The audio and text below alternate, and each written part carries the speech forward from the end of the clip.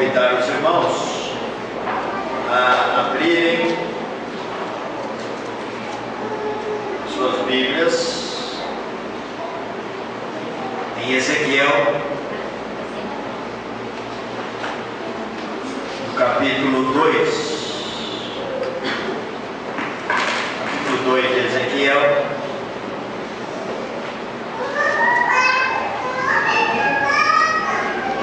Quero começar com a estudo sobre Ezequiel, de modo que por um bom tempo o nosso livro texto será Ezequiel. Os irmãos podem estar lendo este livro do profeta Ezequiel durante a semana.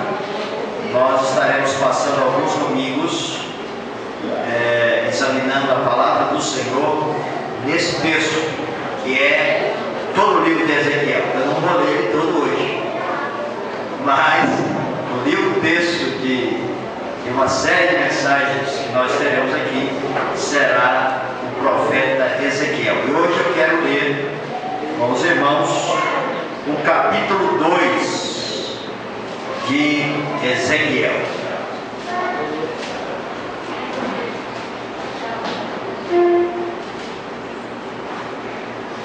Eu gostaria de pedir que aqueles que puderem ficar de pé ficassem enquanto nós vamos ler a palavra do Senhor.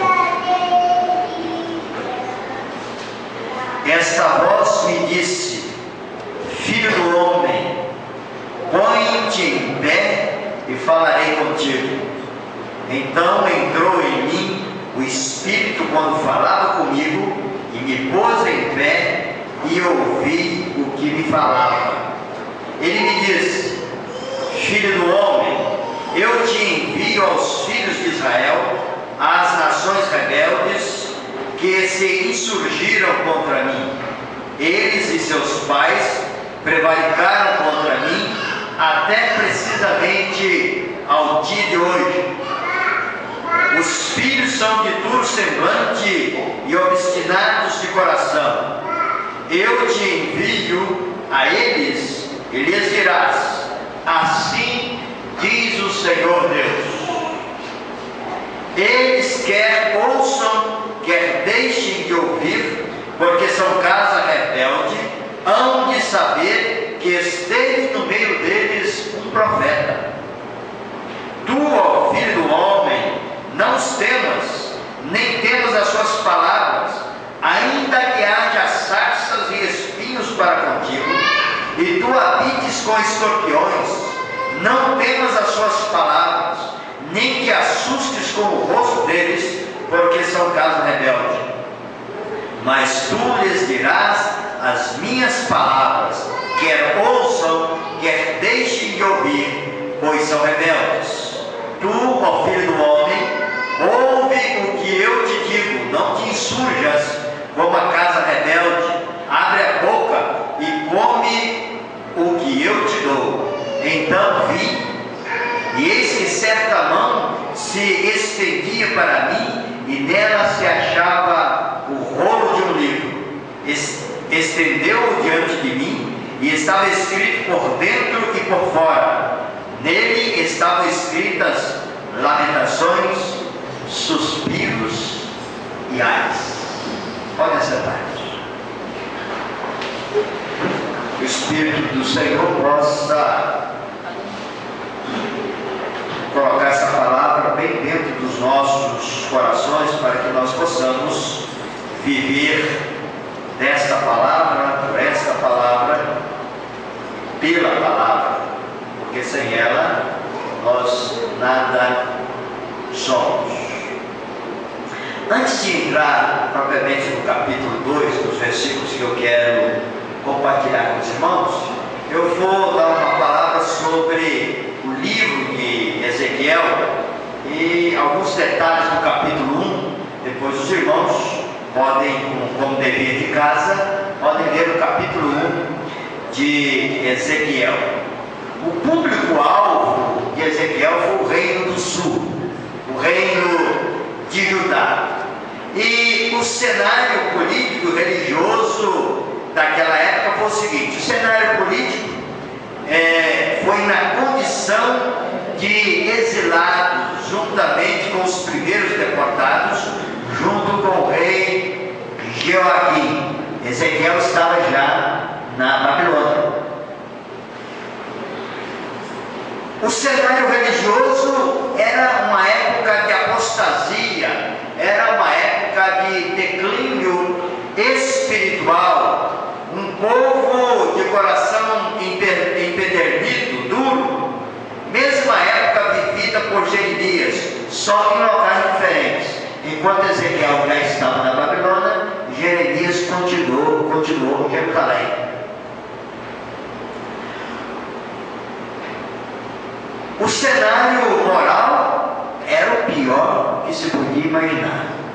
E o cenário ético, ainda mais triste, era vivido no meio, na cidade de Jerusalém e em todo o reino de Judá. O início do ministério de Ezequiel foi em 592, 593. E o ministério de Ezequiel teve uma duração de 22 anos. Durante 22 anos ele profetizou, ele foi usado por Deus para falar ao povo. Então, de 593 a 571 antes de Cristo.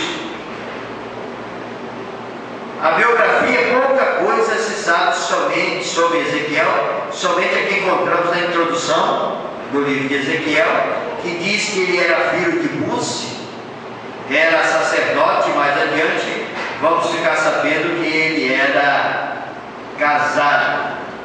E a linha profética de Ezequiel, ele seguiu a corrente sacerdotal, enquanto que Jeremias seguiu a corrente deuteronomista.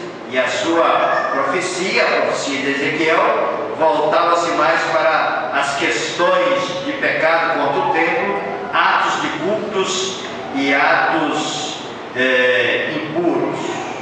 Os irmãos, lendo o capítulo 1, vão encontrar alguns outros detalhes sobre o começo deste ministério de Ezequiel e os irmãos vão se inteirar melhor. Mas indo para o capítulo 2, aliás, voltando o finalzinho do capítulo 1, no verso 28, nós vamos ver que esta era a aparência da glória do Senhor.